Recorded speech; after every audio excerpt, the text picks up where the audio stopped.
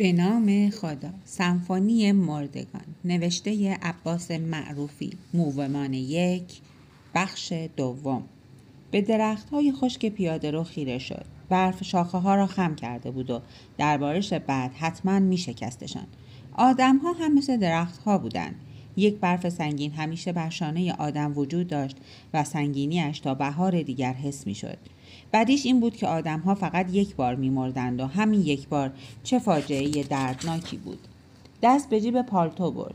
پیچه طناب را که از صبح برداشته بود ته جیب لمس کرد و با آرامشی در ته قلب در میان آدم‌ها فرو رفت.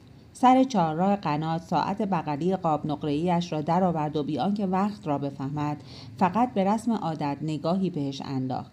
درش را دوباره بست و در جیب گذاشت.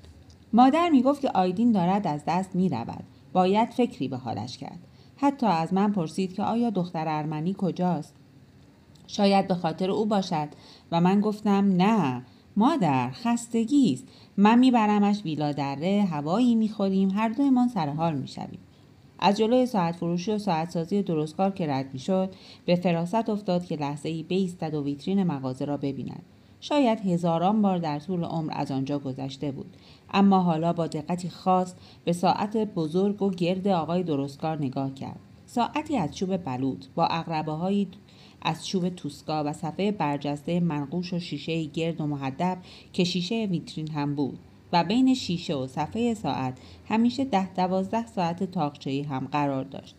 ساعت بسیار زیبایی بود که سالها پیش آقای درستکار آن را ساخته بود، اما بیش از 30 سال میشد که از کار افتاده بود، یعنی از زمانی که قلب آقای درستکار یک لحظه از حرکت باز ایستاد، یا شاید از وقتی که ساعت از کار افتاد. قلب هم دیگر نتپید. به هر حال حادثه همزمان رخ داده بود و تنها تفاوتش این بود که قلب آقای درستکار دوباره به کار افتاد و لکلکی میکرد، اما ساعت چنان از حرکت وامانده بود که آقای درستکار با تمام استادی نتوانست به کار بیاندازدش. عقربه‌ها درست رأس ساعت 5:30 قفل شده بودند. در ساعت 5:30 بعد از ظهر سال 1325 در یک روز گرم تابستان. و حالا پس از این همه سال هنوز خوابیده بود و آقای درستکار پشت دستگاه با چرخدنده‌های یک ساعت مچی ور می‌رفت و احتمالاً به روزی فکر می‌کرد که بالاخره فرا می‌رسد و او آن ساعت را به کار می‌اندازد. بعد با به صدا در آمدن زنگوله کوکی خوشاهنگ ساعت به همه ثابت می‌کند که آدم‌ها هر کار بخواهند می‌توانند بکنند، به شرطی که طبیعت سر جنگ نداشته باشد. این حرفا را پدر به اوراهان گفته بود و اوراهان به دیگران میگفت. آن وقت زمانی که ساعت راه افتاد آقای درستکار بی هیچ آرزویی همان کف مغازه‌اش دراز میکشد و جا به جا خود را به مرگ تسلیم میکند. این را هم در طول 30 سال به همه مردم شهر گفته بود. پدر میگفت این هم یک بدبختی بزرگ است. مادر میگفت دیگر حرف این دیوانه را نزنید. حالا که قوای جوانیم تحلیل رفته تحمل خیلی چیزها را ندارم. تا در خانه را باز می کنم همه آن آدم های زنده با همه و شلوغیشان پا به فرار می گذارند. سکوت وحشتناک که دم در بغلم می کند. از پله ها بالا می برد و روی تخت چوبی زهوار در رفته لای لحاف چرک مرده می خواباند و تا بیایم گرم شوم نصف شب شده است. با آن همه خستگی و خیال. بعد از ظهرها که از مغازه برمیگشتم سری هم به اتاق مادر میزدم. دیگر نفسهای آخر را میکشید. پوست و استخوان. دماغش را میگرفتی کارش تمام بود. اتاقش همان سدری سابق در طبقه پایین. بوی سیر و ماندگی میداد. بوی نفس مسلول. مزه‌اش همیشه ته استکان و نلبکی بود و همراه چای به گلو میرفت. کنار بستر مادر نشستم. سعی کردم چشم به چشمش نیندازم. گفتم سلام مادر جان. دستش را در دستهایم گرفتم و بی هیچ احساسی نوازش کردم. چشمهای مادر از قعر فرو رفتگی ها در سقف مانده بود، مثل لانه چلچلها در تنه درختان پیر. گفت آیدین من کجاست؟ من پلک زدم، خیره به گلهای قالی یا شاید به هیچ چیز. فقط پلک زدم. من هم اوراهان او بودم. نبودم؟ و هیچ کاریش هم نمیشد کرد. قبول کرده بودم که نباشم. گفتم همین دور و براست مادر جان. مادر یک لحظه سرش را گرداند. دستش را از دست من بیرون کشید. انگشت‌های سفید و استخوانی‌اش بر لبه تخت آویخته بود. گفت همین حالا بیارش اینجا. میفهمی؟ اگه نمیتونی مراقبش باشی همینجا جلوی من زنجیرش کن. گفتم از کجا پیدایش کنم مادر؟ مادر نشست. هر به چندی نیروی تازه‌ای از خود بروز میداد که عجیب بود. انگار ذخیره داشت و من نمیدانستم کجاش ذخیره میکند. داد زد تو بی انصافی. اشک‌هاش روی صورتش رنگ پریده‌اش سر میخورد. گفت تو به کی رفته ای؟ گفت آیدین من کجاست؟ صداش جر خوردن پارچه را به یاد آدم میآورد. گفتم مادر تو اعصابت را خرد نکن. همین امشب پیدایش میکنم میآورم. قول میدهم. گفت میفهمی؟ آیدین حالا کجاست؟ پشت مدرسه انوشیروان عادل بود. یک بچه 10-12 ساله زنبورک میزد و او تماشا میکرد. آب دهانش هم راه افتاده بود. گفتم تو اینجا چی کار میکنی؟ نرقون. گفت همین جوری اومدم. گفتم غلط کرده ای. بار آخرت باشد را بیفت. مادر عصبی و نگران بود. لرزان و استخوانی. آستین کتم را محکم کشید. کجاست؟ مگه کری؟ گفتم حتما میرود آنور اینور پشت مدرسه قهوه‌خانه باغ اخوان چه میدانم. حالا بعد از گریه کمی آرام شده بود اما صداش میلرزید. مگر بچه است؟ 29 سالش است. گفتم مگر من بد برادرم را میخواهم؟ نمیخواهم که. تو چرا هر چیزی را از چشم من میبینی؟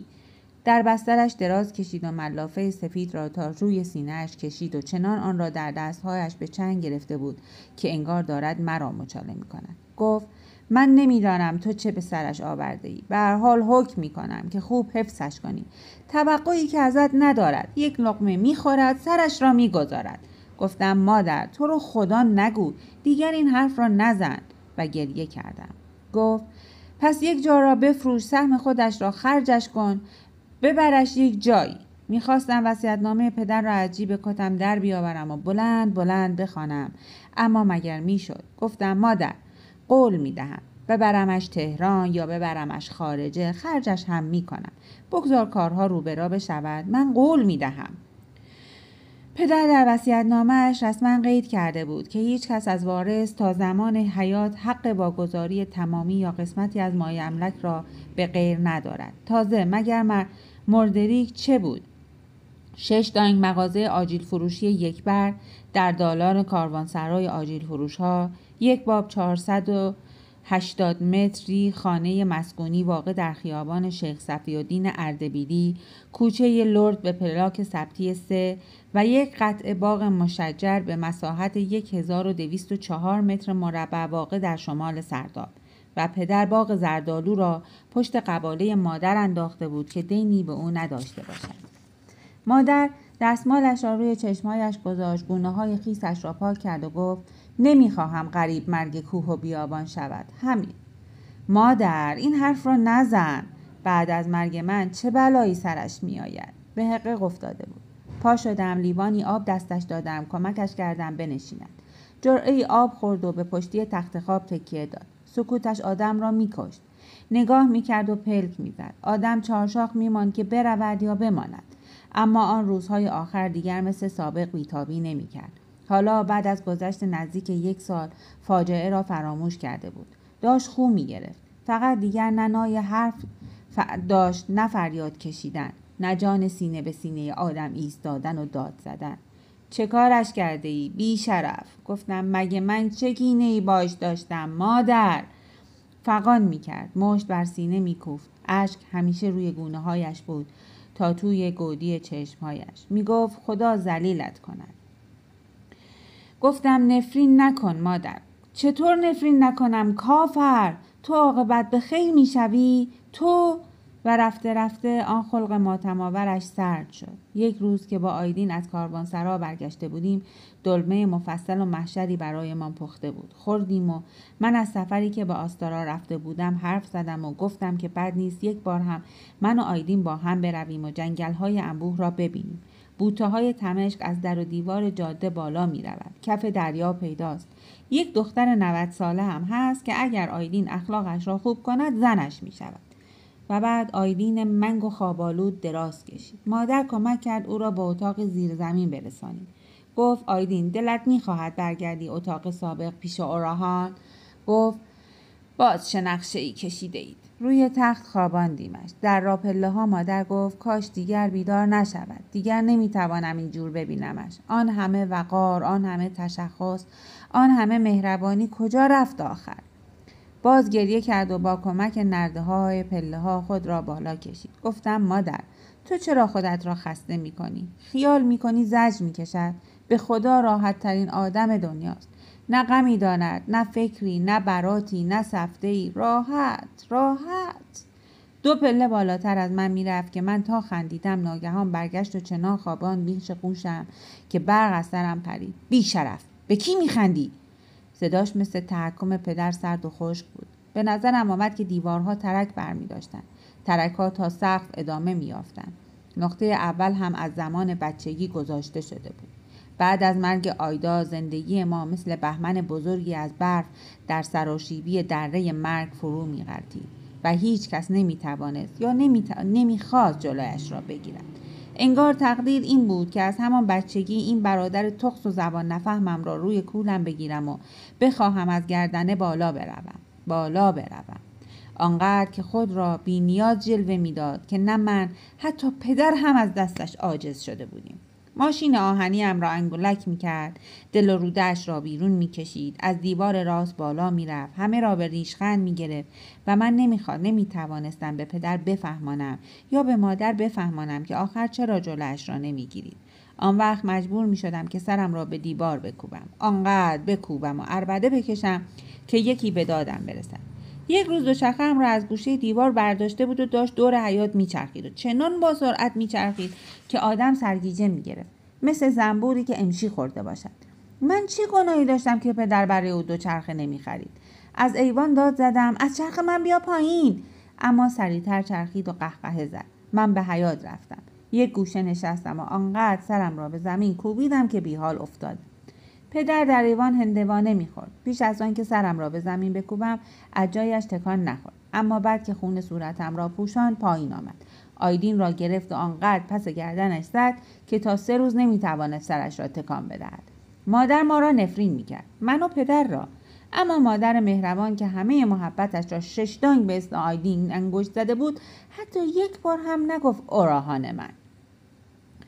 روزها میفرستادمان دوروبر کارخانه پنکه سازی لرد بپلکیم و ما میرفتیم ته کوچک کارخانه. آنجا در یک گودال بسیار بزرگ قرار داشت که دورش را با سیم خاردار حصار کشیده بودند.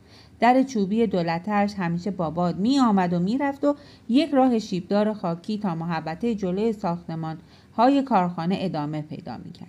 به رسم عادت آنجا می ایستادیم. از کوچه پایین را نگاه می کردیم. کارخانه هور هور می کرد و با سرعت عجیبی پنکه می ساخت. ما به پره های شکسته نگاه می کردیم که در گوشه محوطه روی هم ریخته شده بود. گفتم برویم؟ گفت هر کی زودتر رسید. دویدیم و از راه شیبدار سرازیر شدیم. کیف دستمان سنگین بود و به هر طرف که تاب می‌خورد لنگر برمی داشتیم. صدای کارخانه آنقدر زیاد بود که آدم خوشش می‌آمد فریاد بزند. هیچ کدام صدای همدیگر را نمی‌شنیدیم و من خیلی گرمم بود و تند می‌دویدم، اما به آیدین نمی‌رسیدم. کیف آیدین روی سینه‌ام در هوا موج می‌خورد و من با اینکه می‌دانستم پاهایم در هم می‌پیچد اما خودم را رها کردم و ناگهان با سر غلتیدم و بعد روی زمین پهن شدم. آقا فرمان از اتاقک شیشه‌ایش بیرون آمد و سر پا نگه هم داشت. اشک و خون تمام صورتم را پوشانده بود. پاهام درد می‌کرد و رخوت خوابالودی تنم را گرفته بود. آیدین را که خوشحال و پرشور پره‌های قرمز رنگ را برمی‌داشت به سختی می‌دیدم. پدر با کمربند او را می‌زد. مادر زخم صورتم را می‌بست. پدر گفت شیطنت تا کی؟ تو چرا این همه فتنه داری؟ و می‌زد. آن شب مادر نتوانست خونه بینیم را بند بیاورد. پدر گوش آیدین را پیچاند و گفت استخوان دماغش را شکسته ای، میفهمی؟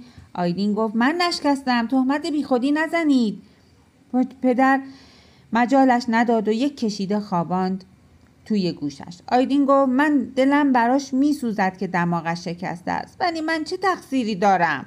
روز بعد پدر دکتر آمد اما فایده ای نکرد و حالا هم که 40 سالم است یک طرف بینیم 2 برابر طرف دیگر است.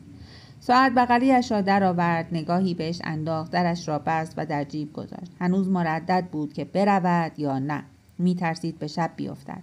آن وقت به رسم عادت لبه های پالتو را به بالا آورد و بیان که دکمه ها را ببندد همانجا رهایش کرد. دست به جیب پالتو برد. پیچه طناب زخیم را لمس کرد.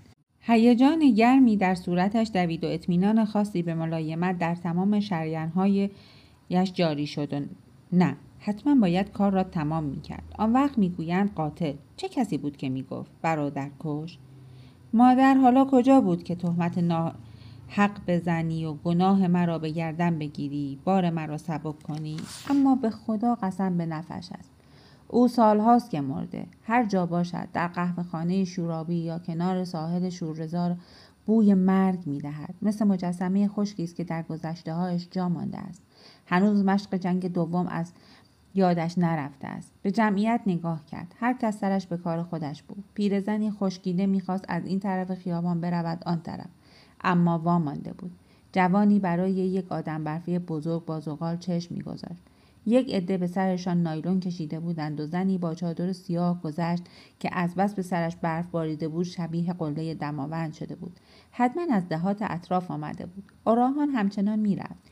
نیروی او را به بیرون شهر طرف قهوه‌خانه شورابی می‌کشاند و آنقدر کند و محو در خود قدم برمی‌داشت که به نظر می‌آمد مردی بیکار در برف قدم می‌زند که پیه تنش آب شود. نتوانستم جلوی خودم را بگیرم. نخواستم به رسم عادت درد را توی دلم بریزم. داد زدم: الدنگ، من 12 سال توی این خراب شده جان کندم.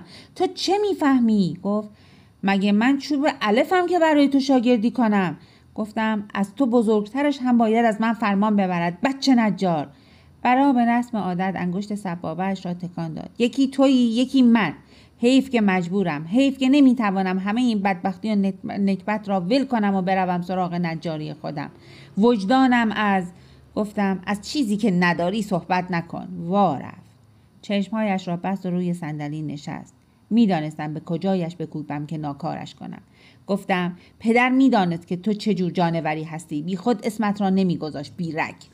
گفت: اگر خیال میکنی که با این توهین‌ها وادارم میکنی که از دور و برم بیرون بروم، کور خوانده ای. به خاطر وصیت پدر ناچارم بیایم اینجا. نه سهمم را میفروشم نه پولی دارم که بخرم. گفتم: کرکری میخوانی. درستت میکنم. پا شدم. میخواستم بزنم یکی از استخوانهایش را قلم کنم، اما اسماعیل آمد تو. در حجره را بست و گفت: باز که شماها افتادین به جان هم په. من پشت میز نشستم. اسماعیل گفت: آقا اوراهان، هر چه باشد از شما بزرگتر از په. محکم کوبیدم روی میز و گفتم: خر هم از من بزرگتر است، احترامش واجبه. اسماعیلون گفت: ناسلامتی شماها برادرید. گفتم: شاشیدم به این برادری. و بعد دیدم که آیدین از حجره بیرون رفت. دلم برایش میسوخت، اما نمیتوانستم بهش